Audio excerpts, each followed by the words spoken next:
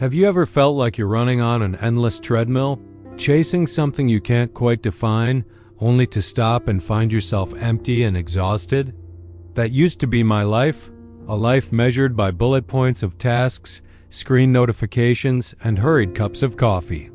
My name is Ethan, a marketing specialist living in the heart of bustling Saigon. To outsiders, I was the epitome of success.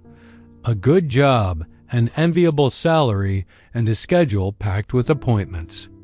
I prided myself on my multitasking abilities, answering emails, attending online meetings, and quickly scanning news to stay up to date. Speed was my mantra. I ate fast food to save time, watched movies on fast forward to grasp the plot, and even conversations with friends became brief and efficient. I believed I was living a full life, optimizing every second. But deep down, a sense of unease grew. I had thousands of friends on social media, yet felt lonely. I processed hundreds of pieces of information daily, but my mind felt empty. On long nights, I lay awake, heart racing, anxious about unachieved goals and competitors pulling ahead. I realized I was running, but in an endless loop. I was existing, not living. The turning point came on a torrential rainy afternoon. I was sitting in front of my computer, trying to finish an important plan before the deadline. Dozens of browser tabs were open, my phone constantly vibrated, and then I couldn't breathe. My chest tightened, the world around me blurred. It was a panic attack, a distress signal from an exhausted body and mind. In that very moment, I knew I couldn't continue like this. I shut down my computer, requested a week off, and decided to go somewhere with no Wi-Fi, no deadlines, no pressure. I chose a small village nestled at the foot of a mountain in Dalat. It was there that I met Mr. Arthur, a retired elderly potter. He was small in stature, with silver hair, but his eyes were remarkably bright and serene.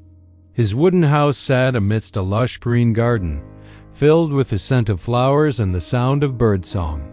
Each of his days unfolded simply, tending to his garden early in the morning, meticulously shaping each piece of clay at his potter's wheel during the day, and in the late afternoon, brewing a pot of Lotus tea and watching the sunset.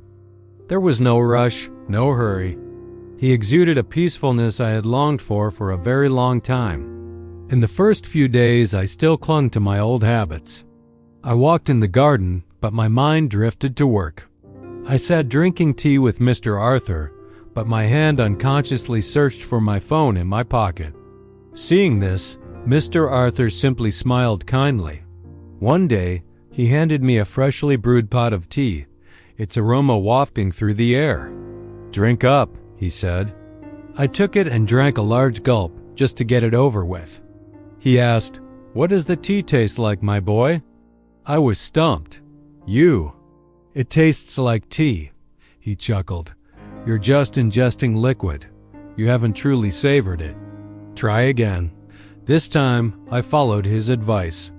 I closed my eyes, brought the teacup to my nose, and took a deep breath to feel the pure lotus scent.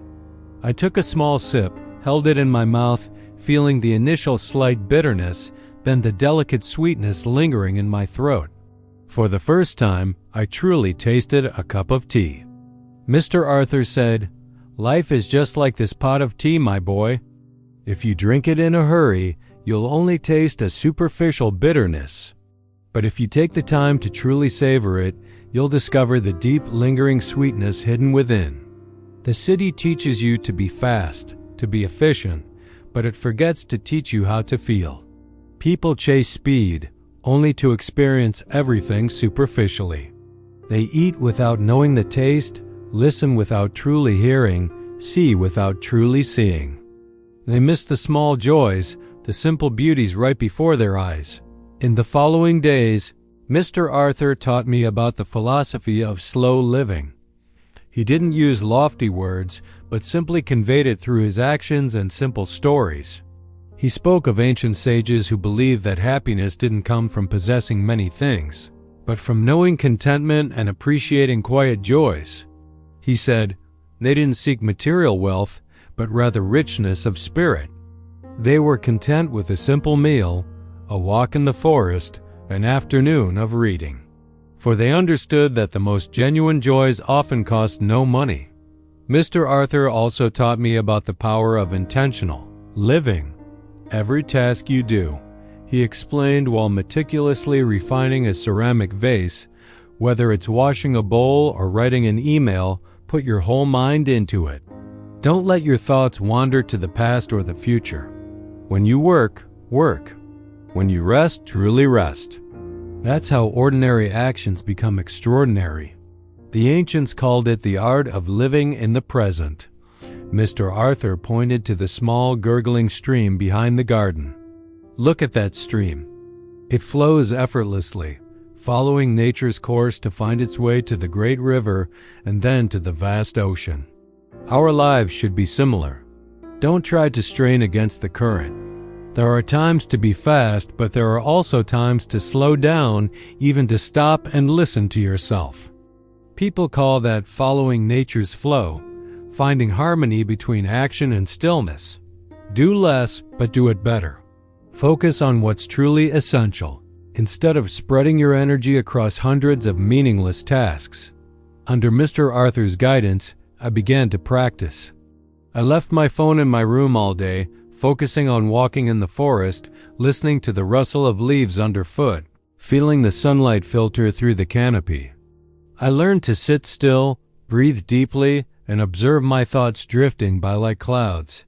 I gardened with Mr. Arthur, my hands covered in mud, but my soul felt strangely clean and light. My schedule was simplified to the maximum, waking with the sunrise, eating slowly prepared meals, and going to bed as night fell. When my week-long leave ended, I returned to Saigon. But I was no longer the Ethan I had been before. The city was still noisy, work was still demanding, but my perspective had completely shifted. I didn't abandon my career, but I learned to approach it differently. I started my day with 15 minutes of silent meditation instead of rushing to check emails. I set disconnect periods throughout the day when I completely avoided technological devices. During lunch, instead of staring at a screen, I found a quiet park corner to eat and observe life around me. I learned to say no to unnecessary appointments, simplifying my schedule to make time for myself, my family, and forgotten hobbies. I realized that slow living doesn't mean laziness or falling behind. It's not about doing everything at a snail's pace. Slow living is conscious living, taking control of your time instead of letting it sweep you away. It's choosing to prioritize quality over quantity. It's the ability to find joy in the simplest things. It's connecting more deeply with yourself, with those around you, and with the natural world. Speed might help you go far, but only depth will help you endure. My journey has only just begun, but now I'm no longer running on an aimless treadmill. I am walking, taking slow, steady, and conscious steps on my own path. Every step is an enjoyment, every breath a reminder of the preciousness of the present moment.